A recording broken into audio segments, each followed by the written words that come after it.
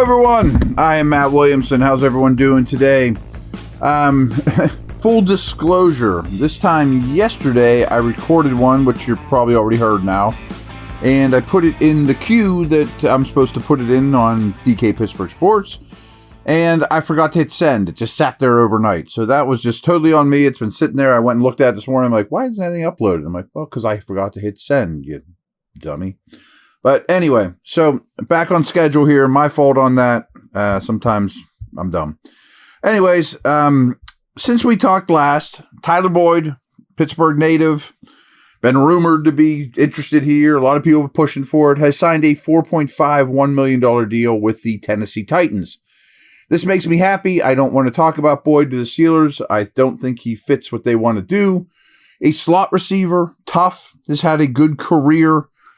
He was slow on his good day, and now he's very slow. And I don't think he's close to being worth $4.5 million for the season either. So I'm glad he's out of the picture. I don't think he would have solved things. Yes, he would have helped. He would have been in the equation with the other guys they've had, the Quez Watkins of the worlds and Van Jeffersons. I don't think he's any better than them at this stage of his career. However, the Titans brought back Westbrook-Ikhine. They have Hopkins. They added Boyd. They went out and gave big money to Ridley. And this general manager did not draft Treylon Burks, first round pick from 2 years ago. I would offer a late round pick for Burks right now. Now, do I think he's fantastic? No, but he's a former first round pick that I didn't love coming out of Arkansas, but he is big, physical, great after the catch. Better version of Malachi Corley, Western Kentucky kid that the Jets took, that a lot of people thought the Steelers loved and they had in for a visit. Raw. But the Titans have not done this guy any favors at all. They asked Burks to kind of be their number one from the get-go. When they traded A.J. Brown, they used their pick on Burks. Not ready for that at all. Like, they lined him up on the line of scrimmage like he's George Pickens as an X and asking him to beat man coverage.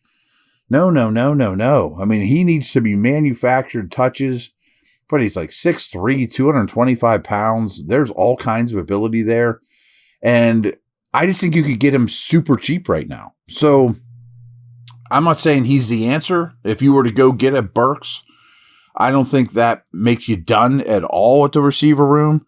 But I think you could buy him at this point, honestly, at like 20 cents on the dollar. Like, here's a 6th round pick, or here's 2 7s next year, something like that. And he may not help at all, but I'll bet on getting him out of that situation and borderline first round talent from not long ago, not super expensive except for a first round pick contract, and throw him in the mix and still kick the tires on more receivers. But that's a name that I think is the smart, byproduct of Boyd going to the Titans.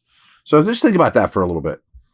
BetOnline is your number one source for all your summer sports this season, from Major League Baseball, golf, NBA, and NHL playoffs, both of which are flying along right now.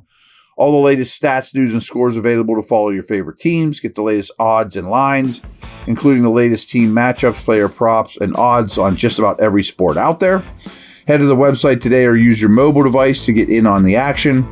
Bet online, where the game starts.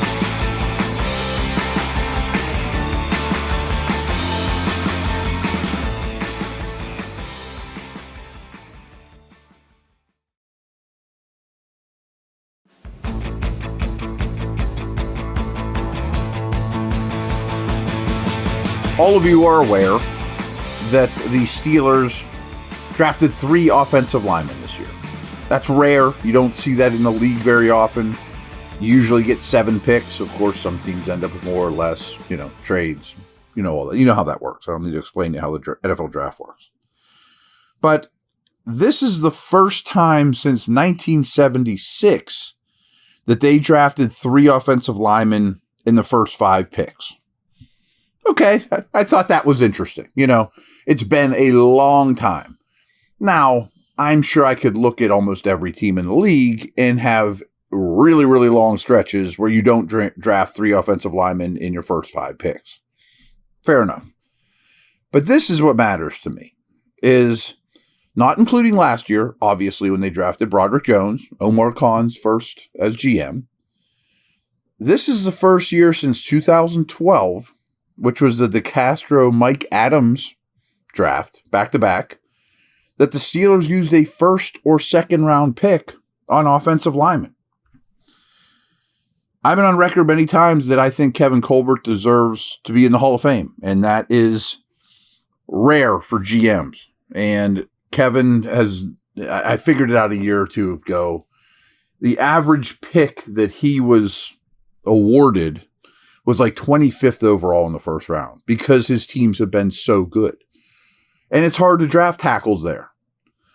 That being said, I mean, that's first or second round neglecting offensive linemen since 2012. And the purpose of this is not to give Kevin Colbert a hard time. I'm just telling you, there's a new sheriff in town in terms of O-line building. Like, I think job number one when Omar took over was rebuild this O-line. Can we do it in 2 years? Looks like they can.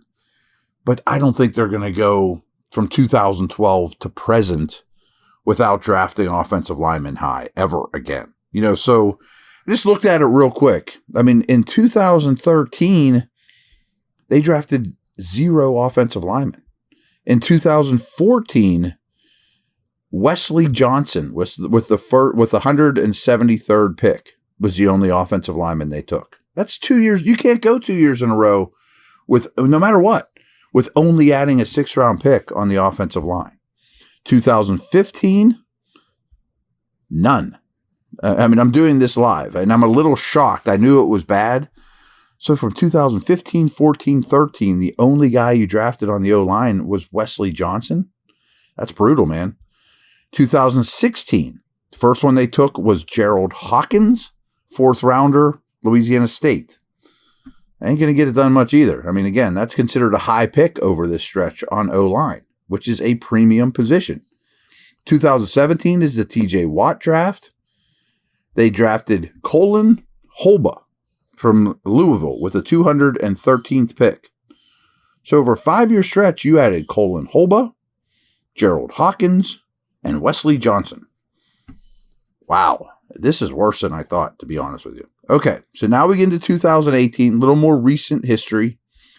They take Chooks in the 3rd round, the 92nd pick. Okay, but this starts to be the trend then, as you start throwing 3rd round picks and 4th round picks at a problem that demands premium assets.